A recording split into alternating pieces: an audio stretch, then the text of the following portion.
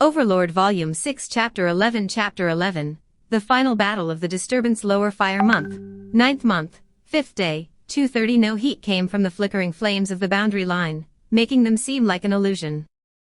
The adventurers standing at the front exchanged glances with their teams, and then they gathered up their courage and plunged boldly through the wall of fire. Even though the supporting priests from the temples had already cast spells of fire protection on them, they still held their breath, for fear that their lungs would be burned, although they already said the flames wouldn't cause any physical harm. That thought ran through Lokyu's head as she watched the wall of fire from the rear of the formation. Still, it was too soon to celebrate the fact that the flames were harmless. If they were not meant to cause injury, then there must have been another reason for Shalltear to conjure them. That was what she had to figure out.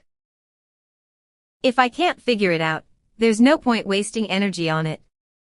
Who was it who said that I should be using my head for better things? Evil Eye, or Uncle? The barrier of magical flames was like an illusion, offering no resistance and bearing no heat, and just like that, she was through.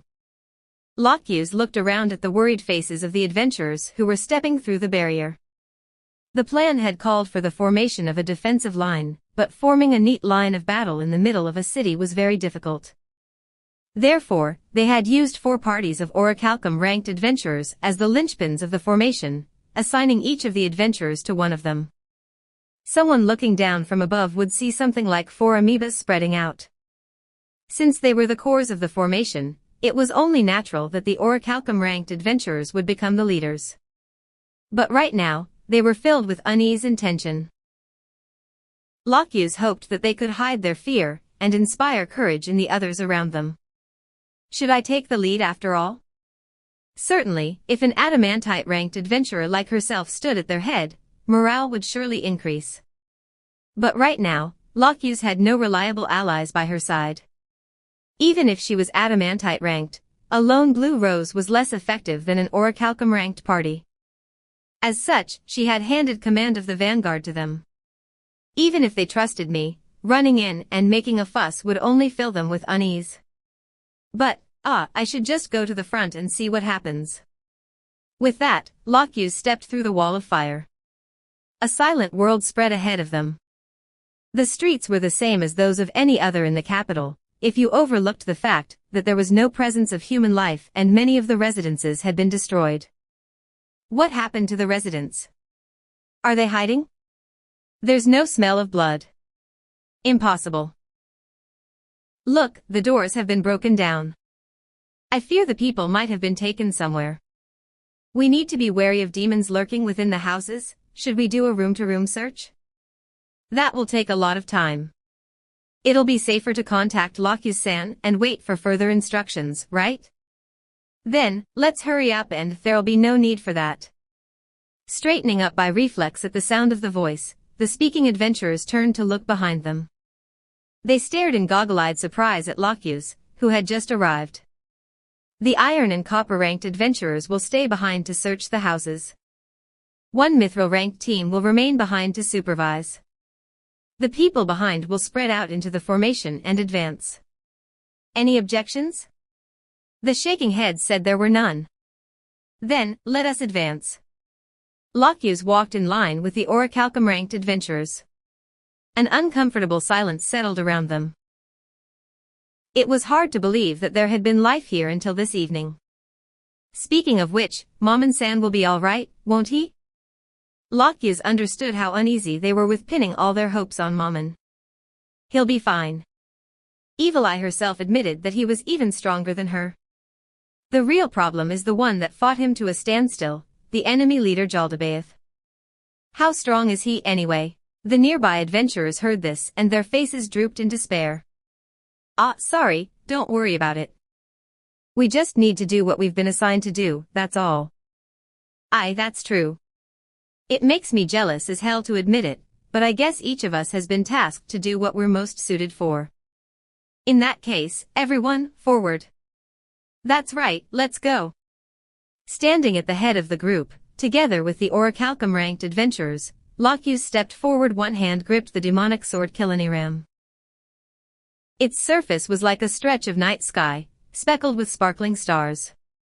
They had not walked for long before the sound of a distant explosion carried over softly from the distance. The lower-ranked adventurers trembled. The middle-ranked adventurers prepared for battle. The high-ranked adventurers scanned their surroundings. And the highest-ranked adventurers looked straight ahead. Amidst this sea of reactions, Lockheed stared off into the distance with a piercing gaze. The party on that side has entered combat. Probably not Tina's group. If they've been moving in at the same rate as ourselves, we ought to be encountering enemy resistance soon. What about from above? We have scouts in place, and none of them have reported anything so far. That's good. Demons have a lot of flying monsters among their ranks. If they spread out in the capital, it would be pretty bad. So we need to draw their attention to the ground where we are now. Which means that the plan is essentially unchanged. That's right, what's that? Did you hear something? I hear it. Dogs barking. Hey, what's that? The arcane magic caster answered the question. I haven't confirmed it with my eyes yet, but I think it's a hellhound. Its special ability is fiery breath. I think it has a difficulty ranking of 15 or so. Difficulty, yeah, speaking of which, what rank were Jaldabaoth and the insect made? Lockheed was lost as to how she should answer. If she was honest, it would most likely shatter their resolve, but if they went into battle with a false impression of the enemy because she lied to them, it would be just as disastrous.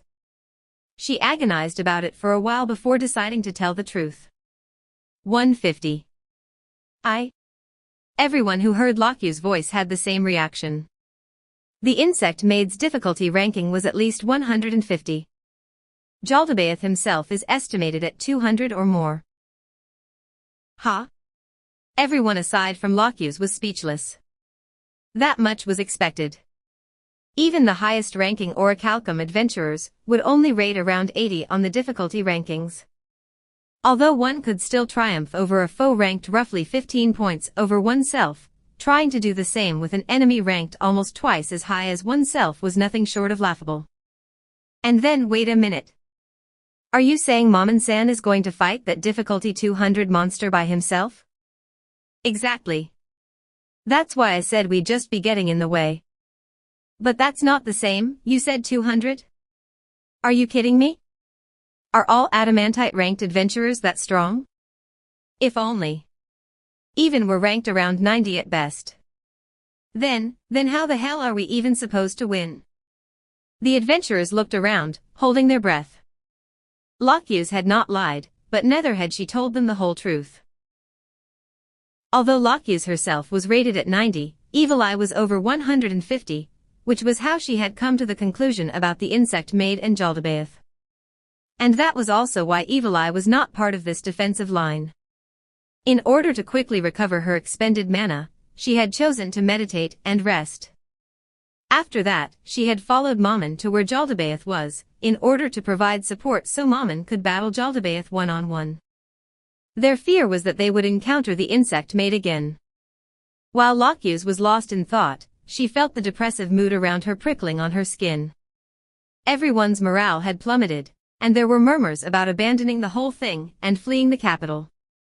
As she had predicted, everyone was feeling demoralized. Lockheed knew because the first time she heard Evil Eye talk about their battle, she had felt the same way herself. You heard Evil Eye, right? Momon-san is the kind of man who can fight evenly with Jaldabaoth. Because of that, we're trusting everything to Momon-san, and instead we're going to do what we can do. But if Jaldabaoth is fighting Momon-san, then what if the insect maid appears here? Leave that to us, Blue Rose. Evil Eye has a special item that allows her to teleport over to us. She's got a way of dealing with the insect maid, so she can overcome that difficulty gap and beat her. That brought a wave of cheers from the adventurers. It seemed that their fighting spirit was restored. Just in the nick of time. The roars of beasts came from the way ahead, along with the sound of footsteps. They're coming. We'll build our defensive line here. The people on the flying discs above will drop into the side roads. Leave the main road to me. The beasts were on the main road. Though they looked like large dogs, their eyes were filled with an infernal intelligence, and in place of drool, flames leaked from their maws. There were 15 of those hellhounds here. Standing before them was Lockuse, who gripped the demonic sword Kiliniram with both hands. "You petty demons, don't you dare look down on me." With a prayer to the water god on her lips, Lockuse cut a leaping hellhound in half with a single stroke. The floating swords surrounding her acted as shields, blocking the attacks of the hellhounds from her flanks. She kicked away another one that was snapping at her ankles. Lockuse was handling 6 hellhounds by herself, and the rest went on to attack the other adventurers. The weaker ones took them on one at a time, while the stronger ones handled multiple hellhounds at once. In this way, they whittled down the numbers facing them. By the time Lockuse had slain all 6 of hers, the others were done as well. "Tend to the wounded." "No problem, Lockuse-san." Of course, they hadn't gotten through untouched, but the injuries weren't severe. Considering they had to conserve their mana, it was quite an auspicious start. "People on the sides, repeat this command. Advance 50 meters and hold." The cry to advance echoed from both sides. Holding her sword, Lockuse went forth as well. Diamond suit, diamond suit, diamond suit. Lower fire month, 9th month, 5th day, 2:41. 3 men ran down the dark and narrow alleyways. Nobody else was there with them. These 3 men were Climb, Brain, and the former Orichalcum ranked thief that had accompanied them during their attack against Zero's base. The adventurers working for Marquis Raven were all patrolling the capital's streets in order to hunt down any demons who broke through the containment line. Climb had only managed to obtain the services of the thief because, according to Marquis Raven, the man himself had asked to help Climb out.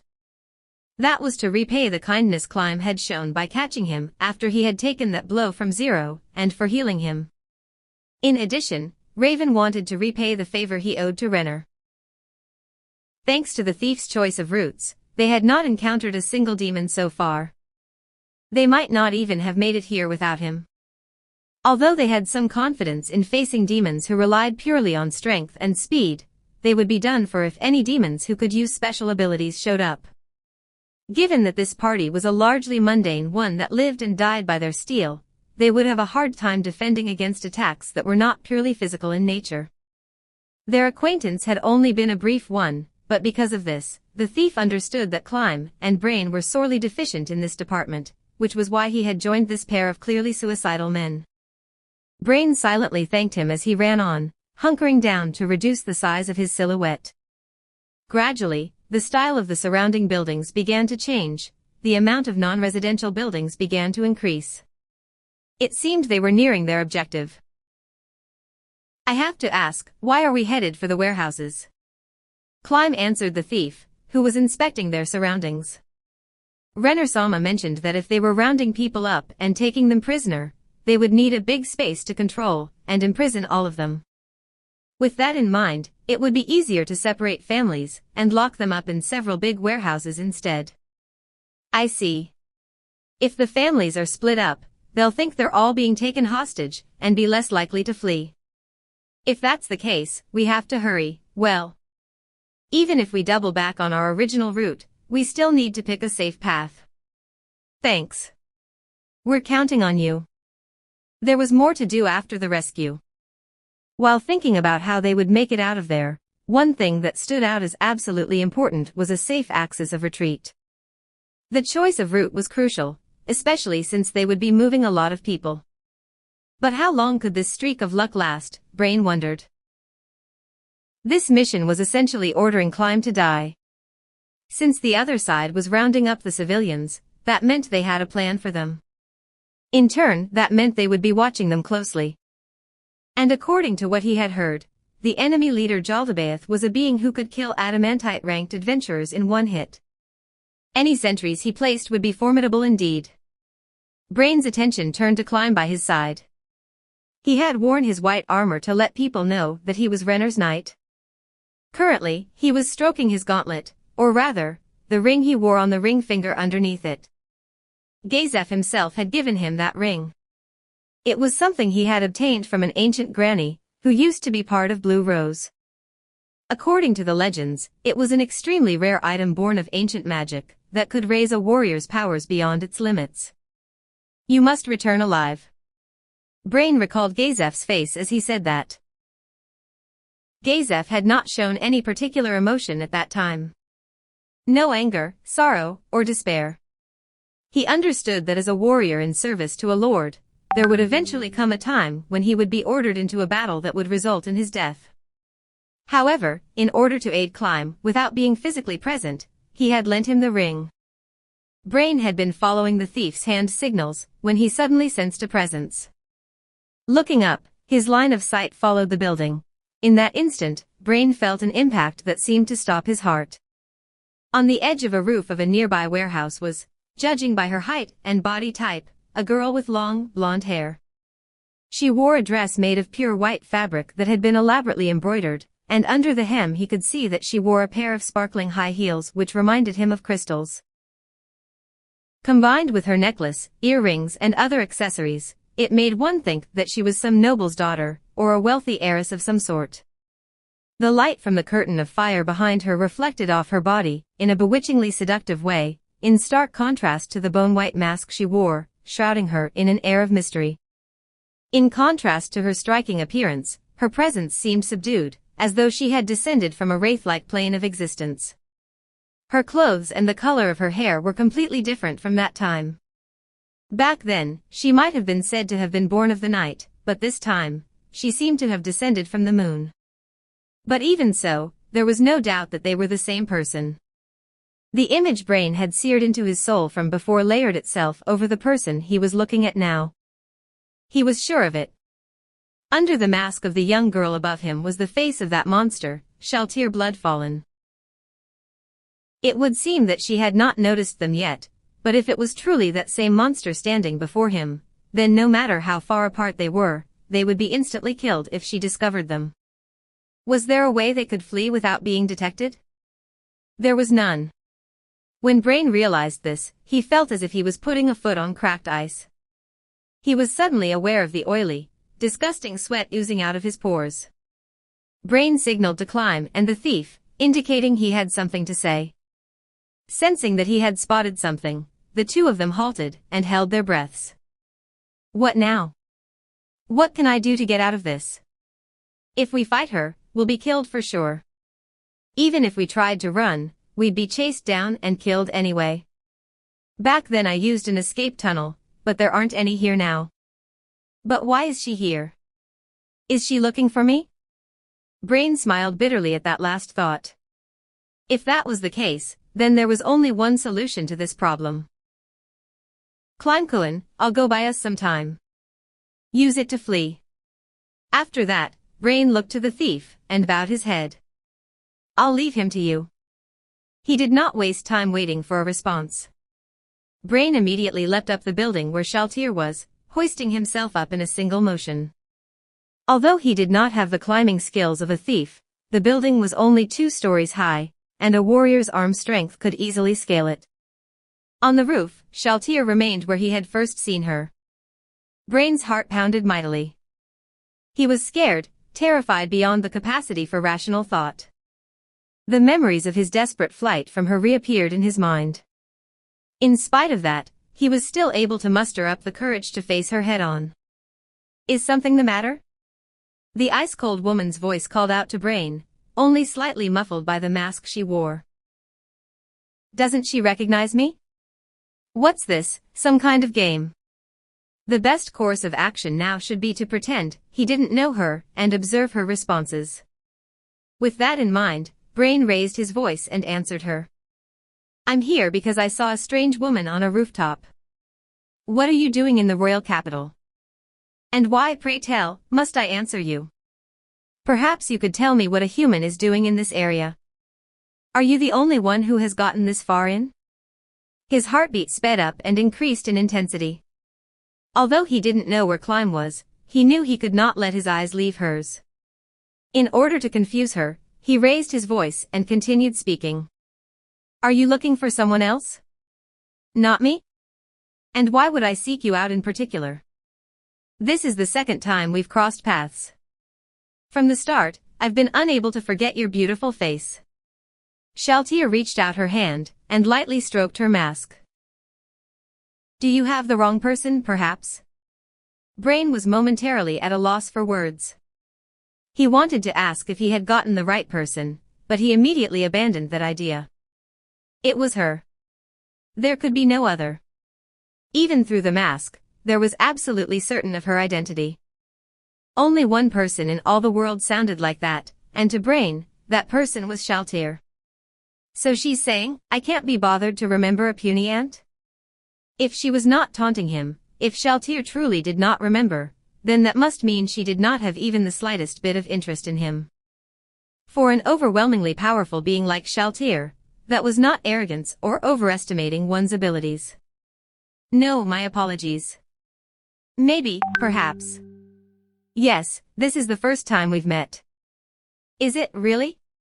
Well, even if you understand that now, it makes no difference. Perhaps it would be safer to just kill you off. Do you wish to live? To die? If you genuflect before me and lick my shoes, it might please me enough to change my mind. Sorry, but I think I'll pass on that. Brain settled down into a sword-drawing stance as he slowed his breathing.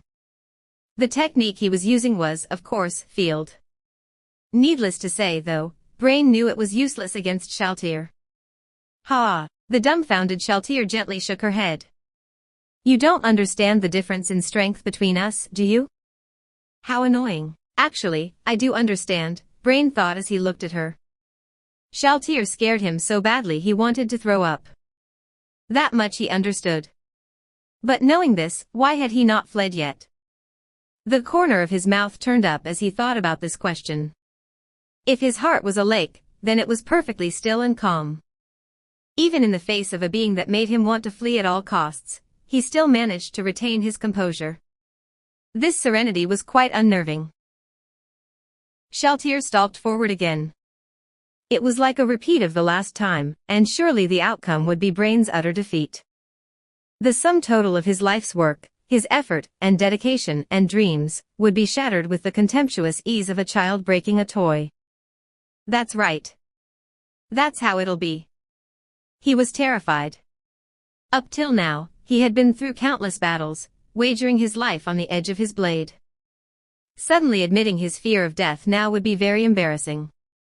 It felt like he was throwing himself off a cliff. Even if could muster up the determination to die in battle, he could not prepare himself to commit suicide. However, strangely enough, the feeling of abject terror that he had carried with him, from the bandit hideout all the way to the royal capital, was mysteriously absent.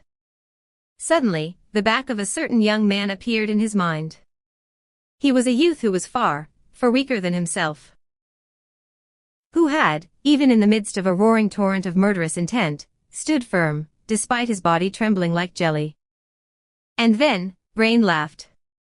The old man had said that sometimes humans could display unexpected power, but Brain knew that it was impossible for him. He was not like that youth, who would give everything he had for the princess he served, and he was not like Gazef, who could offer his body and life for king and country. Those two could do it, but not him. Brain was a selfish man who could only think of doing as he desired. Even if that's the case, maybe this is how I square things with him, by buying him time to flee. Taking one step at a time, Shalltear raised her left pinky finger, approaching at an unnaturally slow pace. Was it because his heightened perceptions made it seem as though time had slowed down for everyone but him, or was it because Shalltear really was moving that slowly to prolong his fear? It felt like both were the case, and he smiled ruefully. Well, that's just how she is. Even though they had only met for a total of a few minutes, Brain felt like he understood her better than any other woman he had ever met. 2 more steps, 2 steps until my sword is doomed. He wanted to run, but more than that, he did not want to let go of the weapon in his hands. He had lived his whole life with a sword in hand. Perhaps it was fitting that his life should end while holding one as well. Brain had found his answer. With that in his mind, he followed Shalltear's silhouette with his eyes. I lived my whole life to swing this sword? In that moment, Brain's mind cleared. The enemy was a distant existence. He had no energy to spare on useless thoughts. Brain used God Flash. It was a martial art that no human opponent could detect, let alone defend against. Even so, he could not touch the monster before him, not even if he combined his field and God Flash. At that level, his opponent could still stop it between her fingers. Therefore, Brain added one more technique to the mix. The face of Gazef Stronov rose before his eyes. He had thought that the next time they met, they would have a showdown once and for all. However, after meeting him in the royal capital, Brain had changed his mind. Brain now felt nothing but camaraderie for his greatest foe, once an obstacle he had to overcome, now his best rival. He had accepted that he would die here and now. Perhaps it's too late, but thank you, my greatest enemy, dearest friend. With that, his heart lightened. Without confusion, he allowed himself to let go. Even the shame of the past had vanished. Brain cried out like some sort of strange bird. It came from the depths of his soul, carrying the full power of his being. He executed an incredibly high-speed God Flash, aiming it based on the information gained from the use of his field. But he did not stop there. From the instant flash, he continued into another move. That move was 4 simultaneous sword strikes. That was Gazef Stronov's technique, the very same one that had defeated Brain Unglaus at the martial arts tournament, where they had first fought. It was a move that Brain had admired, even as he told himself he was only learning and imitating it in order to fully understand his opponent. It was a technique that he had sealed away with his hatred and resentment. But now, in this moment, freed of all self-doubt and restraint, Brain used it without hesitation. Fourfold Slash of Light. In truth, the fourfold slash of light had a massive weakness. Executing 4 simultaneous attacks would place a massive burden on the body, and it would cause the attacks to scatter in different directions. Because this technique's accuracy was low, even its creator Gazef only used it when surrounded by multiple opponents. Although the fourfold slash of light did not make as many attacks as the sixfold slash of light, it was easier to direct all the attacks toward the same opponent. Even so, getting them all to connect was still quite unlikely. This wild attack should not have been able to strike Shalltear Bloodfallen. Brain was very clear on that. But Brain possessed a martial art that Gazef did not. It was a support technique that provided an accuracy boost within its radius field. The 4 wild swings were corrected mid-flight by the superhuman precision of field, following the path Brain had visualized for them. All 4 blows struck home with complete accuracy at super speed. Diamond suit, diamond suit, diamond suit. Even a hero, one who had surpassed all other humans, would have had trouble blocking that attack. Mortals, wrought of weak flesh and bones, would not be able to even muster up the stamina to defend against it. This was an inhuman blow. But Shalltear Bloodfallen was well above humanity herself, standing in a league of her own that nobody could ever hope to exceed. To someone like her, those 4 simultaneous strikes were little more than a snail taking a stroll in the sun. Humph. Shalltear snorted at him as her left hand moved faster than the eye could see. A sound of metallic clashing rang out through the night air. What had happened was that the simultaneous deflection of the 4 strikes had blended into a single sound. All 4 blows had been repelled, leaving her untouched. Shalltear shrugged her shoulders, laughing under her mask. It was not directed at the foolish warrior before her eyes, but rather at herself for having played along with him thus far. But then, in the next moment, Shalltear's eyes went wide. Diamond suit, diamond suit, diamond suit. Right now, if someone had converted their ability into data and compared them, he would undoubtedly be cheering for Brain. Indeed, it was a miracle, like the sun rising from the west, a sight that would fill people with awe and respect. Diamond suit, diamond suit, diamond suit, eh? Before her eyes, the nail of her left pinky finger had been shortened. It was a tiny flaw less than a centimeter in length. Shalltear considered the current situation. The place which had been cut was the same place which had been used to repel all the strikes. Come to think of it, those 4 strikes had been executed in 2 pairs, one above and one below. They had intersected on the spot where Shalltear had intercepted the attacks. Were you aiming for this? Coo ah ha ha ha ha. Suddenly, the man in front of her began laughing. Is he insane? Shalltear wondered. But it did not feel that way. More likely, he was laughing heartily over the fact that he had managed to slice off the tip of her fingernail, but she did not understand. So what if he managed to do it? Shalltear's nails and teeth were natural weapons, so using specialized weapon destruction skills to sunder them was technically possible. However, they would simply grow back with the application of healing magic, and they were more easily broken than weapons of a similar level. That was all they were. They were inferior to divine-class magic items like the Spjut Lance. As such, Shalltear could not understand the reason for this man's laughter. Cutting off a fragment of her fingernail would not change anything. Shalltear looked at the other 4 fingers of her left hand. Even if the nail of her pinky finger was shaved down a little, it would still be enough to tear a human body to pieces. So cutting it off means you pass, then? The man's eyes went round, and his jubilation intensified.